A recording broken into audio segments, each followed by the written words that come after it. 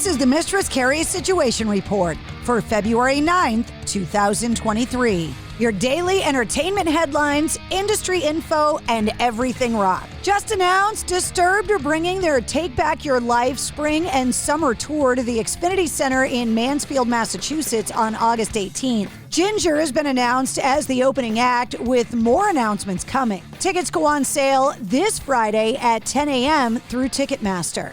Metallica have announced their Helping Hands benefit concert in December of 2022 that also featured Greta Van Fleet raised $3 million that will directly go back to Metallica's charity, the All Within My Hands Foundation.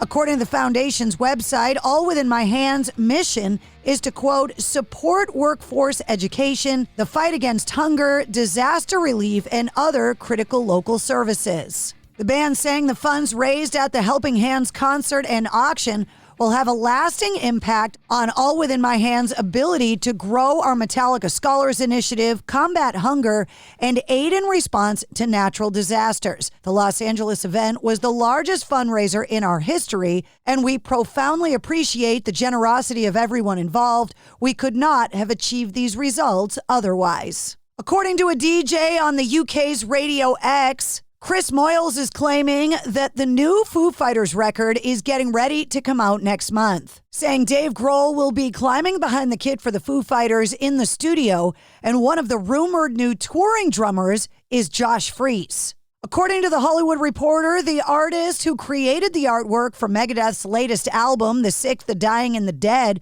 has filed a lawsuit against the band, claiming he hasn't received pay or credit for his work. In the lawsuit filed February 3rd in U.S. District Court for the Eastern District of New York, the New York-based illustrator and designer Brent Elliott White, who had previously worked with Trivium, Job for a Cowboy, Death Angel, and Arch Enemy, among others, says that he was contacted in early 2020 about creating a design concept and artwork for the upcoming Megadeth studio album, which would be the third Megadeth album he was involved in designing and producing artwork for.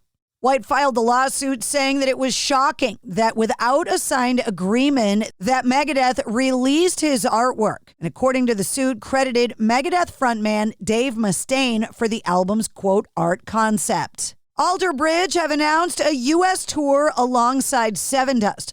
The tour is going to take place in chunks throughout the month of May, starting off after Alter Bridge wraps up their current tour with Mammoth WVH and Red. The Sevendust dates start May 6th in Greensboro and wrap up in Dothan, Alabama at the plant on May 19th. And Cake have announced a headlining summer 2023 tour. An Evening with Cake will kick off on June 20th in San Diego. Tickets for the entire tour go on sale tomorrow morning at 10 a.m. local time via Ticketmaster. The dates include 3 stops in New England on July 16th in Portland, Maine, on July 18th at the Leader Bank Pavilion in Boston, and on July 19th in New Haven, Connecticut. In a new interview, Roger Waters says he's decided to secretly re-record Dark Side of the Moon, saying, quote, because not enough people recognized what it's about and what I was saying back then. Speaking of the re-recording in a profile by The Telegraph, he said the solo version of Dark Side of the Moon has been secretly in the work for months without involvement or knowledge of Pink Floyd members David Gilmour and Nick Mason. Waters is said to have re-recorded the entire 10-song track list from scratch. He was also quoted as saying, I wrote Dark Side of the Moon. Let's get rid of all this we crap. Of course we were a band. There were 4 of us. We all contributed. But it's my project and I wrote it, so blah. Duran Duran have announced a North American tour that starts on May 27th at the Bottle Rock Festival in Napa Valley, California. The dates will continue through the summer, wrapping up on September 19th in Toronto. The band is going to be supported by Bastille and Nile Rodgers. Pre-sales for the tour start February 13th, followed by general tickets going on sale February 16th. That includes a tour stop on September 6th in Boston at the TD Garden. And that's your sit rep. For more details on all of the stories, check the links in the show notes of this episode. And don't forget to follow and subscribe to the Mistress Carrie Podcast. New full-length episodes come out every Wednesday. Episode 140, featuring Clint Lowry from Sevendust, is available now. This is the Ugly Things Podcast. And I'm your host, Mike Stacks. That's right, Ugly Things Magazine, your source for the very best in 60s beat, garage, and psychedelic music since 1983, is now also a podcast. We'll bring you interviews and stories about some of the most exciting, overlooked, and influential bands from the 1960s, 70s, and beyond. In November 1964, the moment happens. John Cale meets Lou Reed. A mere hummingbird's fart may well have set its principles along differing paths.